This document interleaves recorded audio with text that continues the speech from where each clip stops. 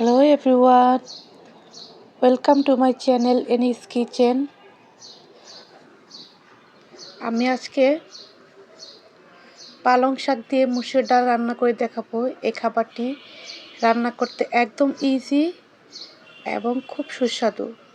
সেজন্য আমি ফার্স্টে প্যানে হাফ কাপ পরিমাণ পেঁয়াজ কুচি দিয়েছি, সেখানে 3-4টে কাঁচামরিচ ছিঁড়ে দিয়েছি।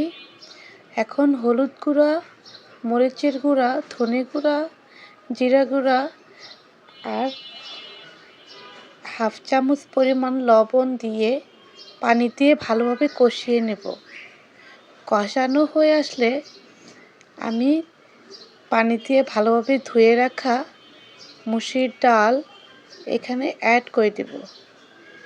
মুসুর ডাল দিয়ে আবার কিছুক্ষণ কষিয়ে নেব। কষানো হয়ে আসলে পালং শাক ধুয়ে রেখেছিলাম সেটা এখানে অ্যাড করে দেব। মুসুর ডালটা যেহেতু একটু সিদ্ধ হয়ে এসেছিল, এখন পালং শাক দেওয়াতে একটু পানি বের হয়ে আসবে। সেই পানির মাঝে আমি কিছুক্ষণ কষিয়ে নিব। কষিয়ে ঢাকনা দিয়ে ঢেকে রাখব এবং অল্প পরিমাণে পানি অ্যাড করে দেব।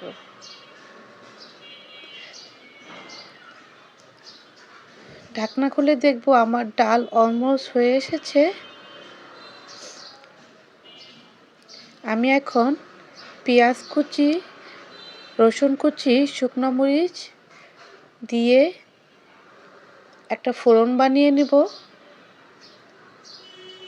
সেই ফোড়নটি এই পালং শাক ডালে দিয়ে দেব।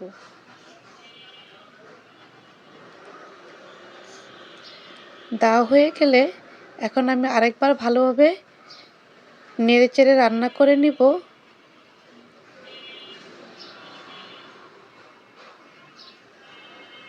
হয়ে গিয়েছে আমার সুস্বাদু পালং শাক দিয়ে ডাল। এটা রুটি অথবা ভাত দুটো দিয়েই খাওয়া যায়। Thanks for watching my video.